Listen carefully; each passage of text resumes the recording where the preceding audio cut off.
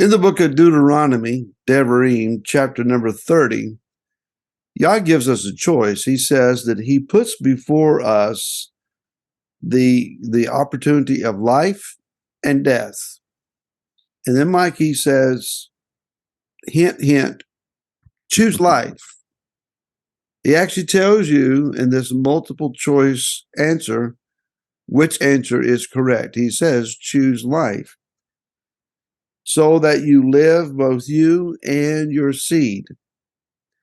Out of that, I recently had an opportunity given to be a part of a memorial service for someone who had passed away. At the end, I asked this question: is living a part of dying, or is dying a part of living? And by that, I mean, Mike, some people are just going through the process of living until they die. And you'll hear them say, well, you got to die from something, or something's going to get us all. No one gets out of here alive. And so they live their lives to the best of their ability until they die, because, well, when you die, the living's over. Or there are those who understand that a part of life is the dying process, but the dying process is just a part of the ongoing living experience, that there is life after death. I love the way our friends from Indigenous Messengers, Drs. Sakina and Kwame put it. You cross the veil. Yeah. And it's not a curtain, not a brick wall, not an iron wall.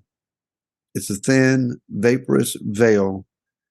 And you step from one side to the other. Now, whether it hurts in that process or not depends on the method of your dying. Mm-hmm. But on the other side is an ongoing experience of life. Have we so westernized ourselves that we forget that? And is it not affecting not only ourselves, but our future generations? Well, you bring up about 14 points, I think I counted, to go with here. So good morning to you too. Yeah. I tell you what, there's two things that are assured in this life, and they are not death and taxes. It's death and life. You can actually get around taxes if you want to.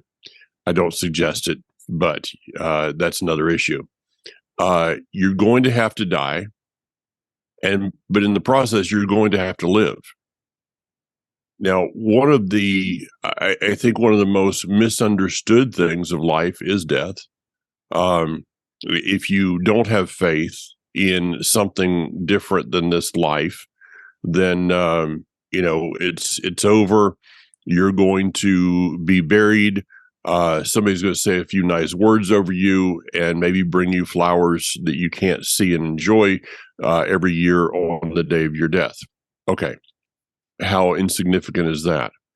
But even for those who are following the God of Abraham, Isaac, and Jacob, believe in the scriptures, death is still kind of a very mysterious thing. But it's actually very simple.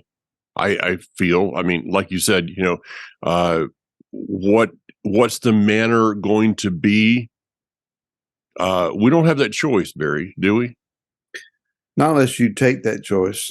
Yeah, which is, as I was talking with someone about a week ago, that taking your own life is the most selfish act that you can possibly make in life. And the reason is because you have now taken away the gift that is you in life. So if we look at our lives as we have been placed here to influence and make a difference in other people's lives, then taking your own life ahead of time is actually depriving them of the gift that you are. Mike, as a young green First Church pastor, I was preaching one Sunday morning, and in the process was declaring how that suicide was sin. Mm-hmm. And a lady approached me afterwards, and she said, I understand what you were trying to say, but she said, I want you to consider something. She said, there are people who are in such a mental state that they don't really understand what they're doing. Yeah. For them, is it really a sin? And then someone tried to help me to understand there are people, and I'm not a proponent of euthanasia, so let me say that before No. I say what I'm getting ready to No. say. But there are people for whom life is so painful, so excruciatingly painful, and if there is no other escape, they wish for death. Mm-hmm. I'm also finding that there are those who are just ready to go. They're not going to take their life, but at the same time, they're saying, Father, I'm ready whenever you are. Mm-hmm. They for whatever health reasons, relational Mm-hmm. reasons, isolation, being lonely, etc. Everyone they know is already gone on. For them, life has ceased to hold the value that needs for them to remain. So I draw a little broader line at times, Mm-hmm. in understanding why. You don't excuse necessarily the choices in every situation, but you gain some understanding of why. There is a part of this that says that even though we are physically living, going about our daily routines as they are, and even enjoying the physical realm attributes of happiness as they can be experienced, and the scriptures even calls that death. Mm-hmm. What Romans 8 says, and I can't tell you the number of times I keep going back to this text, but Romans chapter 8, Rosh was writing, and he makes a very profound argument saying that those who live according to the flesh, set their minds on the matters of the flesh. And then he says that the flesh is an enemy, and he's at war, it's enmity against Elohim. And he's saying that if you live in the flesh, you're dying. Flesh is death. That doesn't mean you can't have fun.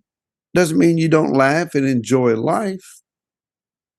Do it, have hobbies and experiences, but Mm-hmm. for that to be your life, and that's all the life that you have, you're dying while you're trying to live. Oh yeah. Oh yeah, no doubt. Let me go back to this thing of taking your own life first. I had an experience in Arizona. Our pastor, Assembly of God pastor, his son was a youth pastor there, and actually took his own life. And it was an interesting thing to watch as this pastor who would have condemned, the taking of one's life totally and completely, now had to figure out a way to redo his doctrines around that to get through some of the pain of it. It's one of those things. It's people have said, well, that is the unforgivable sin. Now, I think that there's a place that people go to, but now I was teaching something last week, last Shabbat, on Hebrews chapter 4 and verse 14. Letters are too small. Therefore, since we have a great high priest who has passed through to the highest heaven, Yeshua, the Son of Elohim, let us hold firmly in what we acknowledge as true. For we do not have a high priest unable to empathize with our weaknesses, since in every respect he was tempted just as we are, the only difference being that he did not sin. I find it interesting that David Stern uses the word empathy here, Barry, and not sympathy. The word, there's such a different dichotomy with these two words. To sympathize with someone is, I used to give my mother as an example. I used to be able to sympathize with someone who had a parent or loved one that had dementia until I went through it, and then I could empathize. I mean, I understand the process of it. So Yeshua, it says, and this is hard for people to grasp, that he was tempted in every point as we, but without sin. This means that knowing where he was going and the pain that he was going to have to go through in that destiny, that Messiah was actually tempted to take his own life prior to his life being taken from him. An easier way out. Yeah, an easier way out. And so I didn't use this statement. I forgot to use this. It's an old adage, corny as it can be, but there's a lot of truth sometimes in corny. And I think this is one of those places. Cornfield truth. Okay, here we go. Yeah, cornfield truth. There you go. Barry, I like that. Cornfield truth. We got to do something with that. And here it is. When sin comes knocking at your door, let Messiah answer it. Okay. So because he overcame, we can overcome. And because he overcame, he said, I have come to bring life and bring life abundantly. Barry, that's a verse that has bothered me for many years, because I have to be very blunt here, which is very unlike me. But I see a lot of people that are followers of Messiah who have confessed their faith in him, have what I would never question, a love for God, but they're just going about the motions, and maybe that's me too sometimes. Where is the life abundant? Because if we're not entering into the life abundant, are we not doing what you were just describing as just kind of breathing until we quit? A lot of people, let me rephrase it. There are people who get things confused when they consider the idea of the term abundant, meaning money. Yeah, true. Totally true. So if you're interpreting the verse as to your financial improvement in life, you're going to miss the point. My scriptures translation says that they might possess life and that they might possess it beyond measure. Life, you've heard the phrase, and maybe this is a cornfield truth as well, life is what you make it. Yeah.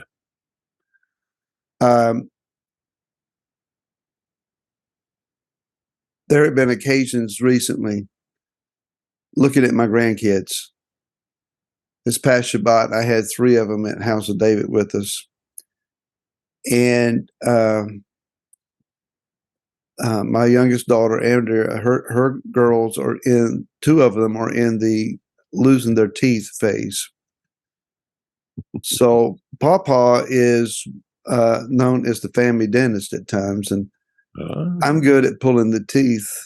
Things that we didn't know about Barry Phillips. Well, so I've got grandkids that come to me, Pawpaw, my tooth's loose, will you pull it for me? And I try to do it to where it's quick and as painless as possible. So, I remember my dad holding me down, arms flailing, legs kicking, me screaming. And when I take a breath and look at him, he's got the tooth in his hand, just kind of looking at me like, boy, what's the matter with you? So, that's your mama's gene pulled out. That's you didn't get that from my side of the family, son.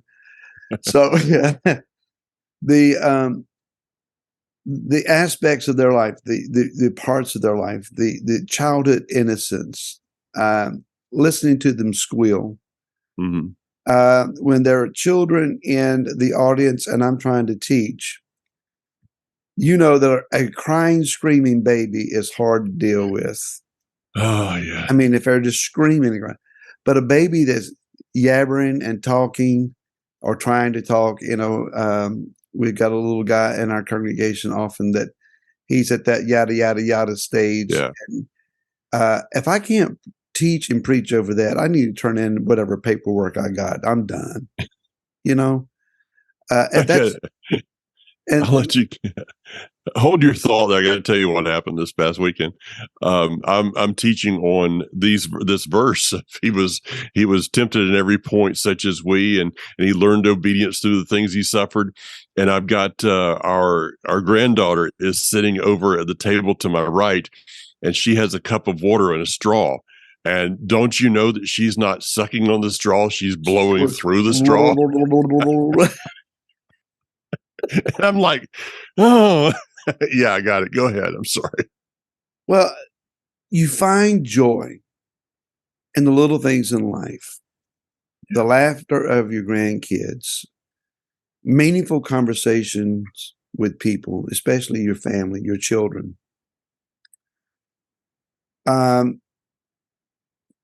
Getting off of your phone while you're at dinner with your companion, your spouse, and actually talking to one another. Mm-hmm.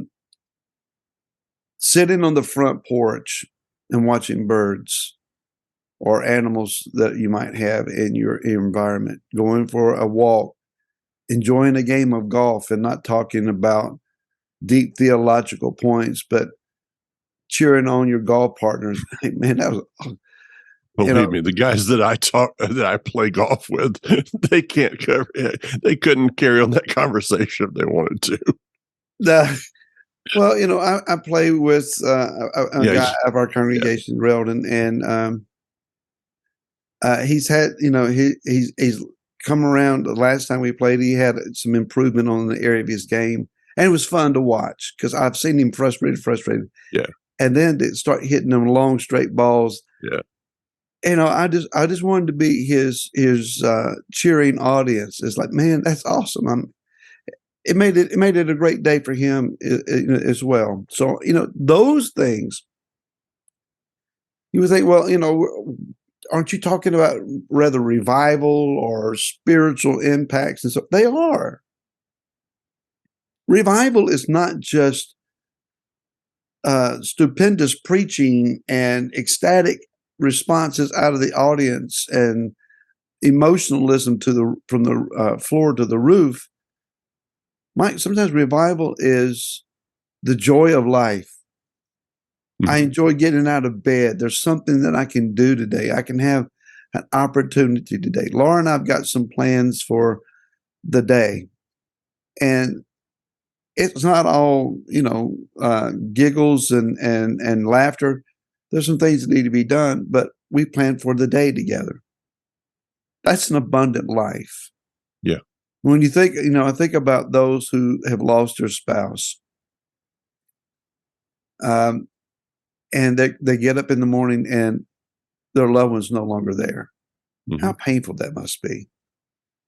For us to have these aspects of life, these elements of life, embrace them, enjoy them.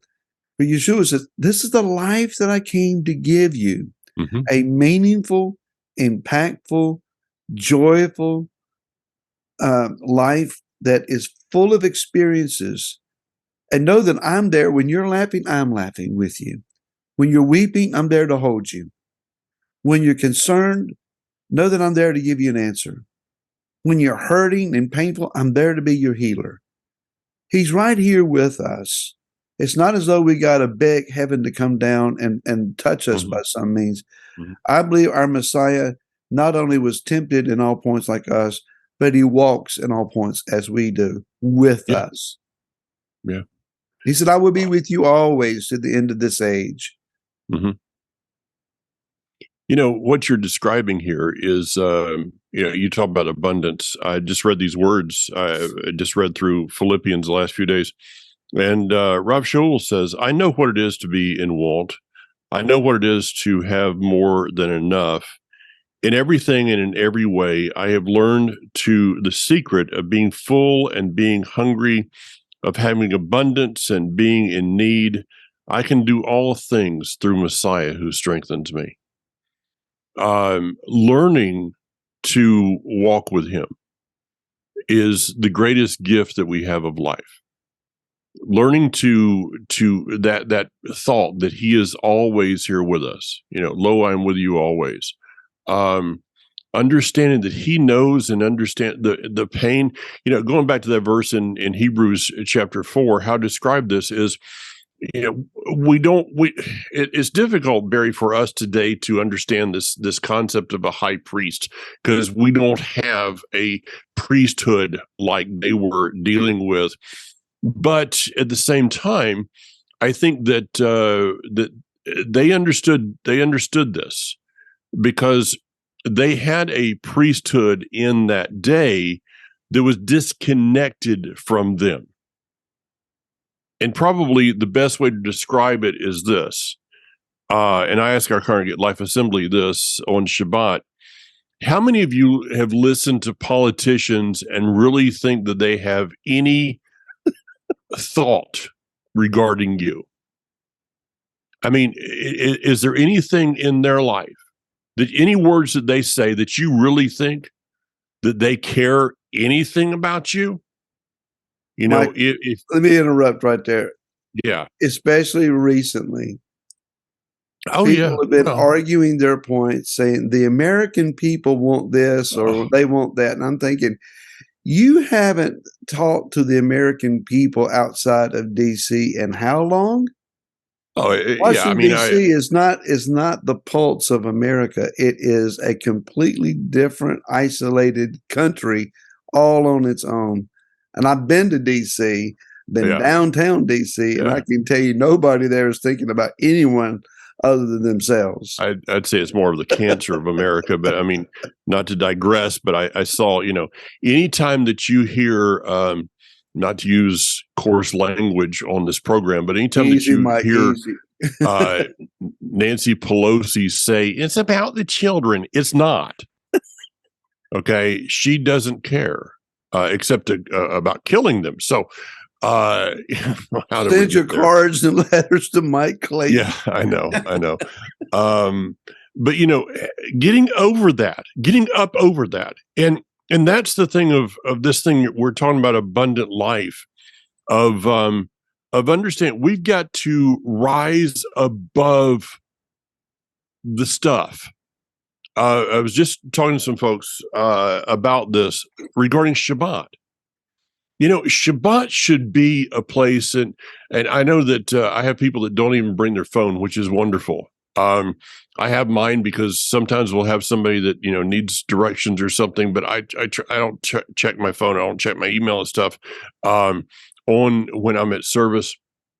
If you can do that, do that. But what about the conversation? Shabbat is a day of rest. It's a day to almost like, disconnect with the other 6 days. And so our conversation was about this on Shabbat, disconnecting with the stuff of our week. How was your work week? Well, I really don't want to talk about it. Have you seen the latest chemtrails in the air? Did you see that new report on the flat earth? All that stuff. We should put this sign on the front door, I think, with the circle with the slash through it, that says no 6-day talk here. 6-day talk forbidden. Does that mean that you can't talk about your families? Of course not. Does that mean but shouldn't our conversation be elevated? There you go. Shouldn't our conversation be elevated on Shabbat?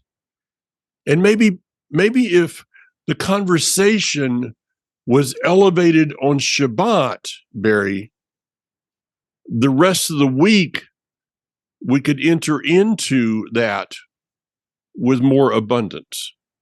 But if you come into Shabbat speaking death, and let's face it, politics and conspiracies are death.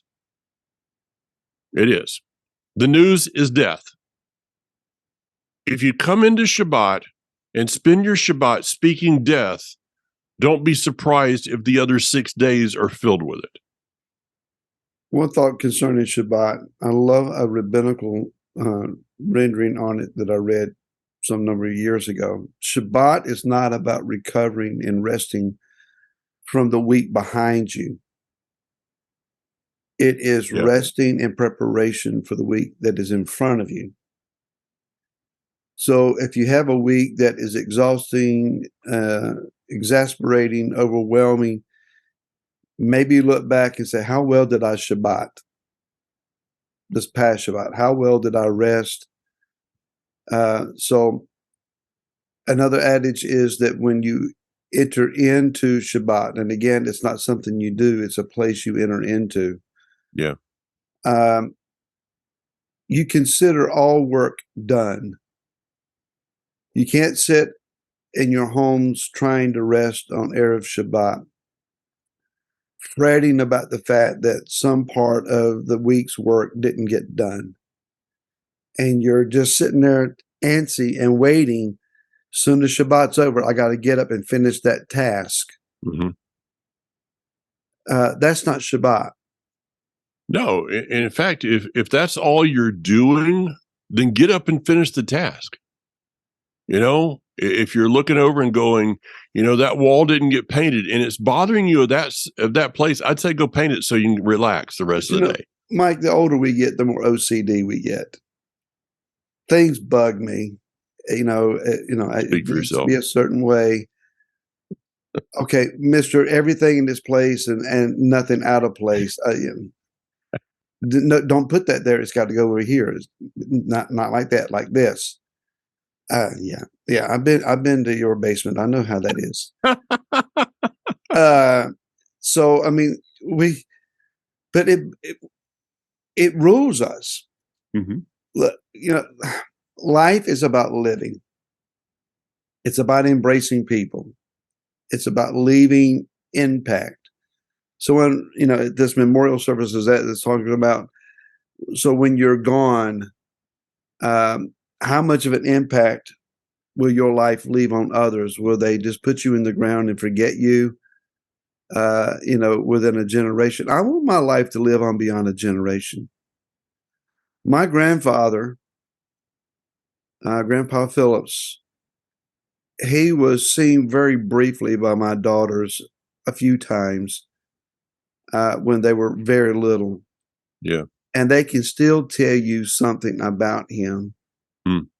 But his demeanor and lifestyle and quick wit and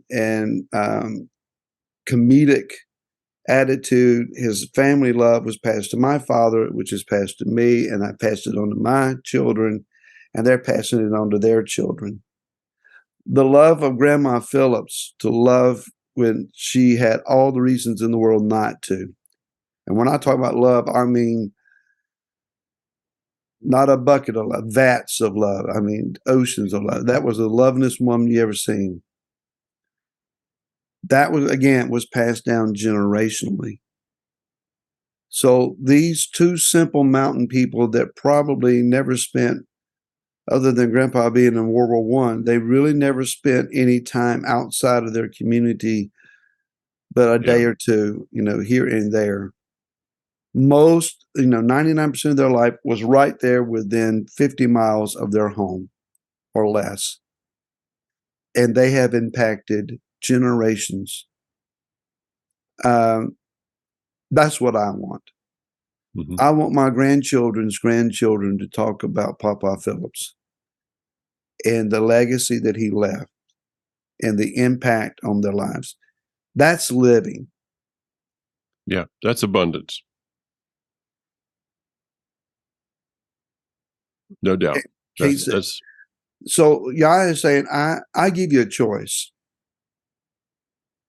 You can be dying while you're living, or you can be living while you're dying. Life and death It's yours. I'll give you either one you want. That's another adage of it. He's saying to us, I will give you whichever choice you make. But I'm telling you, choose life so that it will influence you and your future generations, your seed after you. Given the choice, why die? It comes down to this, Barry. I think the thing of life and death is, choose life, choose death. It goes against our very nature, because choosing life is actually choosing death to self. Yeah. When you're talking about people, loving people, your grandparents, what they do, they died to themselves. They lived to others. People who spend their lives living unto others find abundant life. The saddest people on earth are those that are selfish, self-centered. Everything's about me, and in the end, their life is just existence from one day to another, from one experience to another, trying to find happiness in something, but it's always fleeting, because they're never able to find that maybe their life is in embracing the person next to them, in giving of their life unto somebody else, of giving of their resources. I had a relative years ago, I won't say who, but their life was really about themselves. Wow, I mean, amazing. It was quite a sad situation. And once in a while, this person would just have an act of giving, would give to their relatives, would give to their to their wife, to their family, and afterwards would always say to me, "I don't know why I don't do this more often. I receive such joy in it." But then would pretty much kind of go back to the old habits until again that time came. Finding joy in giving unto others. There's really giving of yourself, allowing that gift that you have called life to give other people life. I'll leave us with a humorous anecdote here. The story of my grandfather. My two sisters and I, before my brother was born, we were at their home in the mountains, Blue Ridge Mountains, Virginia, and my parents and my grandmother decided that they were going to go to meeting. Going to meeting meant going to church, and it was a revival service somewhere.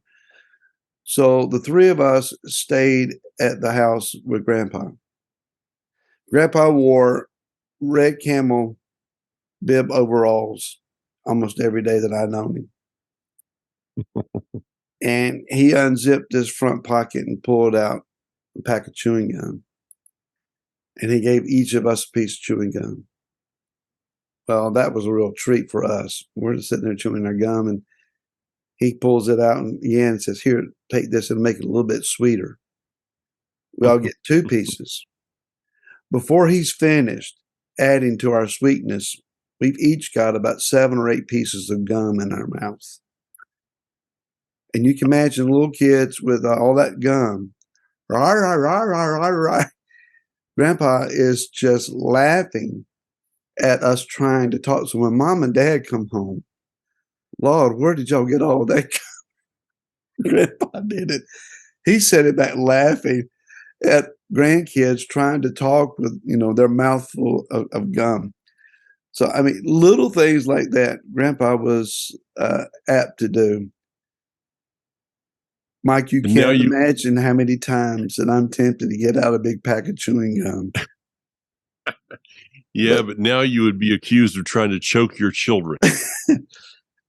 That attitude, that simplistic joy in life is things that I remember and I want to pass on.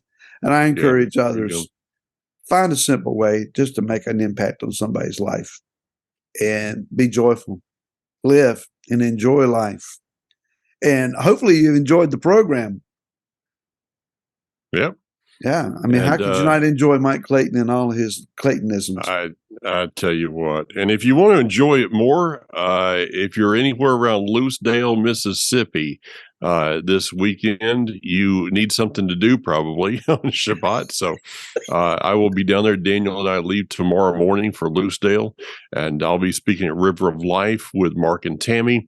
And actually tomorrow during the day, no, Friday during the day, Daniel and I will be recording 6 episodes, new episodes that'll be on Hebrew Roots Network of Life on Purpose on video.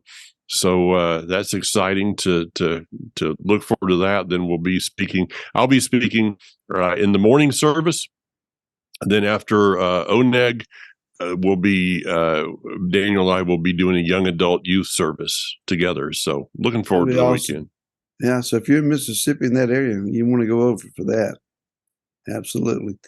Thank you, folks, for watching. Thank you for your questions, comments, sharing in social media pages. And we hope to see you again next week. So, Mike, enjoy your trip. Y'all be favorable to you. Live while you're down there. We're going to try. Yeah. And we'll see you. Take care, Barry. See you, man.